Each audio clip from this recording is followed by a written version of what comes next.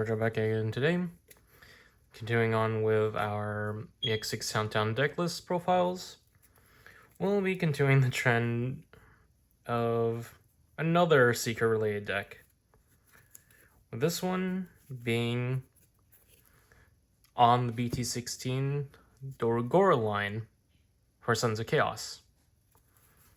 And well, getting into the... Don't forget to like, comment, subscribe, and we head into this deck profile. Starting off with our eggs, you pretty much go for the 4 playset of BT7 Dorugoramon, as it's your draw engine, given that you can capitalize on this each turn due to mind linking and disengaging to trigger the effects through mind linking during your turn again. Continuing on, going into our rookie lineup, it ends up being 4 copies of BT16 Doru, BT16 Uko, and 2 copies of BT7 Doru, with BT16 Doru and Uko being your key rookies of the deck, as Doru ends up cheating out Kosuke and granting itself protection from other forms of removal besides deletion, and then granting your stack inheritable plus 1000 DP, while Uko is there for your consistency pieces as a searcher for the deck to hit 1 search target whenever you move something out from being, and drawing more cards since you end up hatching after you do the search. And following that is the good old BT7 Doru, has another search option, albeit limited given the deck's lineup in this build, and then the usual gain 1 memory whenever you add a source. And it's under the same logic as Doru with this deck, as you pretty much benefit off of your mind linking. And then continuing on, we go into our level 5 lineup. The level 5 lineup being full playset of BT16 Doruga, BT15 Airdra, and then 2 copies of BT12 Serafi. With this lineup pretty much being the strongest lineup for the BT16 Dorugoramon, as you pretty much can't really work well with the other Soul X antibody Doru lines, nor can you actually fit in the old Dex lines into this deck, even if it's a Doru line. Well, not currently, that is. Well, going into the build right now, previously mentioned, Doruga is in here as pretty much the mandatory Doru line build up, as well as benefiting off of the intended build, as the Dorugoramon can trash 1, draw 1, and if Sons of Chaos trait tamer is underneath, you're able to taunt 1 opponent Digimon to attack. And then Airdra here, and showing off that this build is more towards the Sons of Chaos line, as it ends up being your cheater for Marvin Jackson, and being able to disrupt the opponent by the Digivolving 1, as well as granting the stack reboot. And then continuing on with the taunting effects, Serafi is in here to also play off of our tamers, to then be able to pretty much taunt as well. And then continuing on, we enter our level 5 lineup. That being a full playset of BT16 Doru Grey, 3 copies of Megadrum, and then for my preference, 1 copy of the limited BT7 Doru Grey. And pretty much this ends up leaning more towards an aggressive build, since pretty much it ends up running the key Doru Gray, and given how we're going for the Sons of Chaos build, any ratio of Mega Draw for pretty much stack building for Sons of Chaos, and also being able to spot remove certain targets, as well as that handy on attacking the Digivolve 1. And pretty much this ends up working really well when you work into other aspects of this deck, as there are times that you end up creating a stack with multiple Mindlink Tamers, even then though through the Mindlink effect that's practically illegal. However, cheating them and adding them source for that turn pretty much allows that stack to gain all the Mindlink abilities simultaneously before you disengage, Mindlink, and pretty much redistribute and have the Tamers on board to then go back into singular targets. And then the Doru Gray is more to go into the old aggressive playstyle, giving grants sec +1 to an X antibody body, which the end board for this deck will be, as well as the very powerful protection that gains whenever you place a source through its own effect. And continuing on, for our level 6 lineup, ends up being a full playset of the new BT16 Dorugora, and one copy of the new BT16 Vikemon. With this pretty much being your relatively peak high points. Obviously, you could choose to add more Vikemon if you want as we continue on into this deck profile. And well, going over the reasoning, Dorugora pretty much being the main bruiser of the deck, pretty much making use of its big body through and using collision to force blocks, albeit you have to make sure that the board doesn't have any other blocker, any heavier, bigger bodies on board to block Dorugora. And then you also get the one Digivolving, albeit specifically with the Sons of Chaos trait under the source, one Digivolving, to pretty much just pop a opponent's unsuspended Digimon or Tamer, with the alterns allowing Dorugora to unsuspend. And then for Vikemon, it ends up being a pretty handy tool as the one on play and one Digivolving, especially when you drop this on a force on a taunted attack, you pretty much Digivolve 2 and then prevent any attacks from any Digimon, a blanket stun on Digimon with one or fewer sources. And then you get to then pop when attacking with this Vike. And well, rounding out our lineup ends up being the inaugural Death Xmon for the deck. Obviously, drop it on wide boards, or pretty much do the board wide, the Digivolve one, as well as pretty much forcing your opponent to try to go wide with a smaller body to prevent their more important stuff from being taken out through its an opponent's effect. Though, given how much of a valued card Death X is,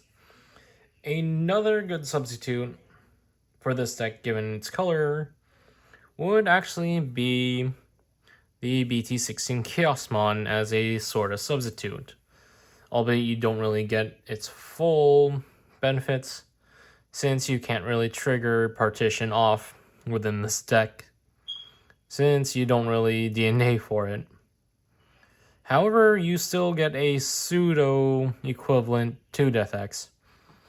as you, when Digivolve for Chaosmon, de-Digivolve 3 one opposing Digimon, and then one opposing Digimon gets minus 8,000 for the turn. And in addition, Chaosmon does something differently in the fact that at the end of the opponent's turn, this trashes both one security from both sides, putting most likely your opponent on a timer, especially when you get into the other cards in this deck.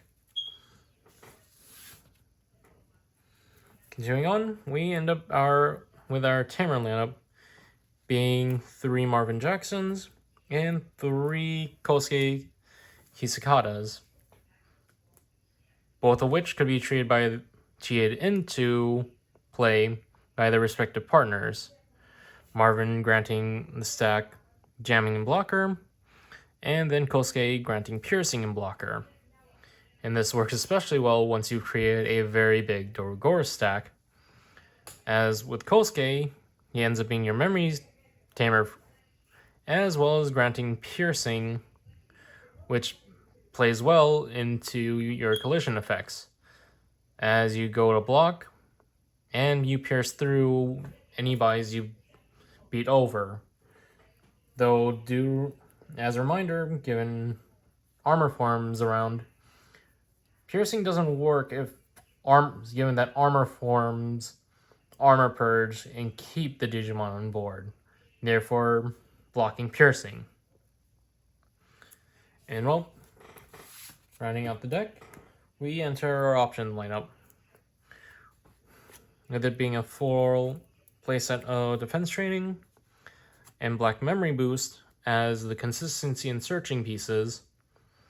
Obviously, play to ratios depending on what you have available. And then to round off options, 2 copies of Final Zubogon Punch for pretty much a whole slew of beneficial effects when you go in for the swing, as well as being given reboot. And then finally, capping off, is X-Anti Pro Form to synergize with the X-Antibody aspect of the deck, and Doru Din as a bit of spot removal as well. But overall, that is the deck profile in itself, with the main focus pretty much being aggressive play and going into our combos. And then going into our combos, for the most part, for the starting hand, you most likely want to see 2 rookies in hand, most optimally being BT16 Doru and Uko, your consistency pieces, as well as pretty much the usual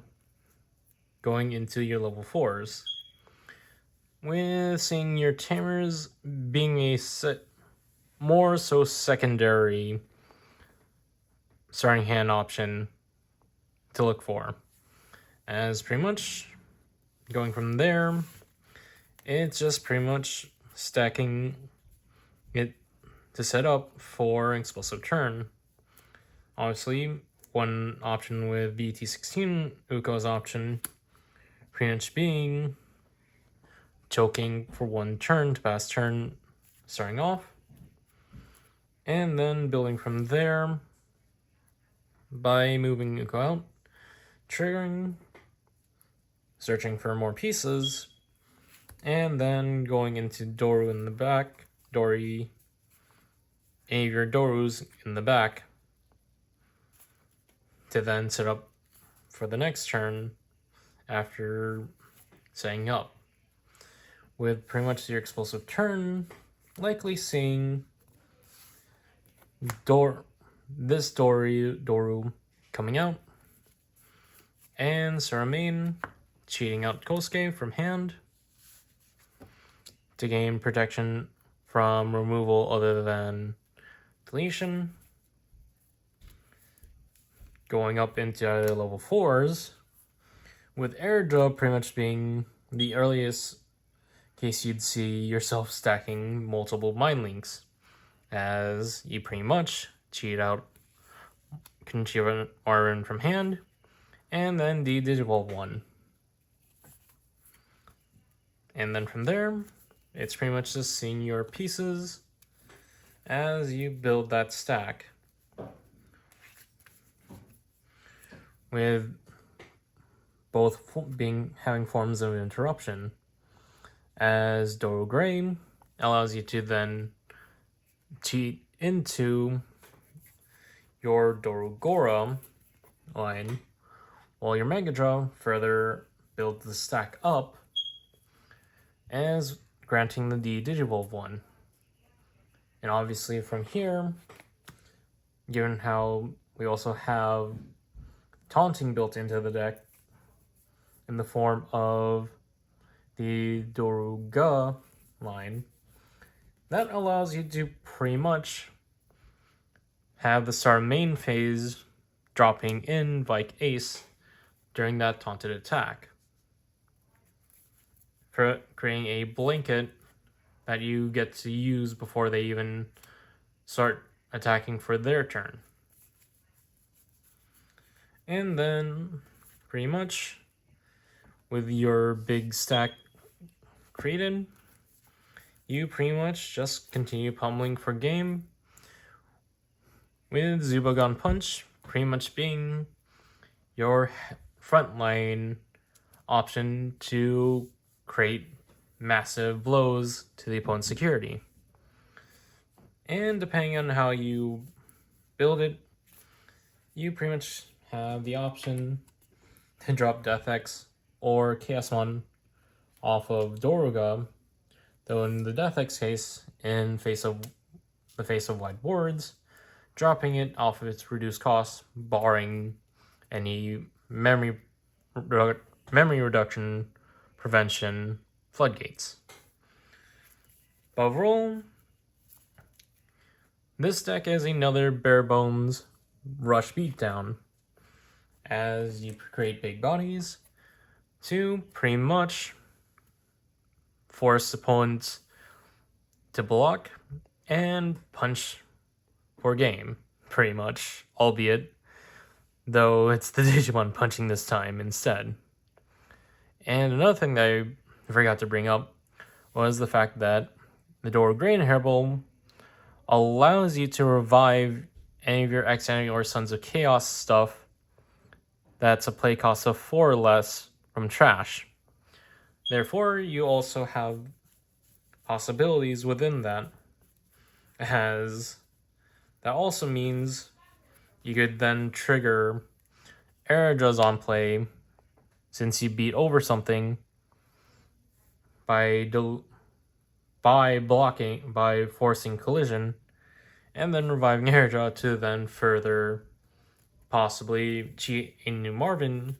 to then de-digivolve. And then, given that setup as well, and how we have so many tamers that we could cheat out,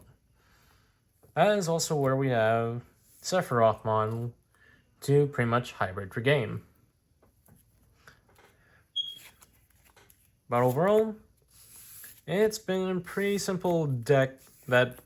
pretty much builds and expands upon the old Dorugora deck, as you pretty much are now able to be more interactive by creating a lot of interruption through forcing collisions on early stacks to pretty much get rid of them with your bigger body. Overall, that has been my deck profile for the BT16 Dorugora deck. And don't forget to like, comment, subscribe. And feel free to discuss any possible options within this deck.